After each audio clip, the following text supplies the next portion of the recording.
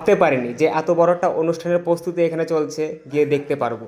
গিয়েছিলাম কালী পুজোর প্যান্ডেল দেখার জন্য, এখন গিয়ে দেখি এখানে কিন্তু বড় একটা ব্যান্ড আসবে, তার প্রস্তুতি কিন্তু এখানে চলছে।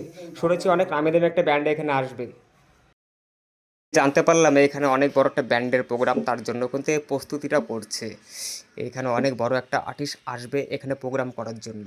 পাশে কিন্তু অনেক বড় একটা মেলাও হচ্ছিল, মেলার মধ্যেও গিয়েছিলাম। মেলার মধ্যে গিয়ে জয়কে বলেছিলাম চলো কিছু খাওয়া দাওয়া করি, জয় বলেছিল এখন কিচ্ছু খাবো না, এখানে একটু সময় কাটিয়ে এখান থেকে চলে যেতে হবে। যখন মাঠের দিকে গিয়েছিলাম, মাঠে গিয়ে দেখি, মাঠে গিয়ে তো পুরো আমি অবাক।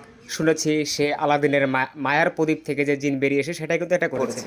আর এই থিমটা দেখার জন্য কিন্তু দেখো অনেকে কিন্তু দাঁড়িয়েছিল, আমিও এখানে ছিলাম, আমিও দেখছিলাম, অনেক ভালো লাগছিলো, এমন কিন্তু দেখা যায় না। আর ভিডিওটা তোমাদের সামনে করে দিলাম, দেখো যদি ভালো লাগে একটু লাইক কমেন্ট করে অবশ্যই জানাবে, পারলে একটু সাবস্ক্রাইব করবে, আর পারলে একটু ফলো করে কিন্তু পাশে থাকবে। আমাদের সঙ্গে যারা গিয়েছিল তারা কিন্তু এখানে পাশ থেকে বসে দেখছিল, অনেক ভালো লাগছিলো, অনেক সুন্দর একটা অনুষ্ঠানের প্রস্তুতি কিন্তু তারা করেছে। যাই হোক, ভালোই কিন্তু লাগছিল।